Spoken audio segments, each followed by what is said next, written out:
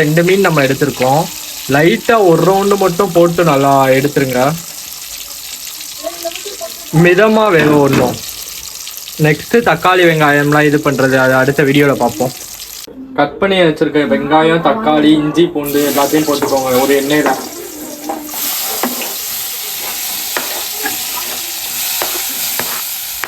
உங்களால முடிஞ்ச அளவு கிண்டி விட்டுக்கோங்க.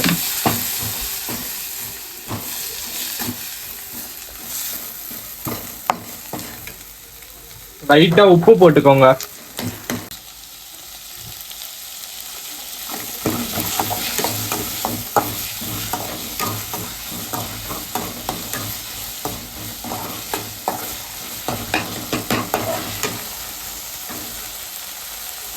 கொஞ்சம் ஒரு 5 நிமிஷம் வதங்க விட்டோம். அதுக்கடுத்து தனி மிளகாத்தூள், கரம் மசாலா சேர்த்துக்கோங்க.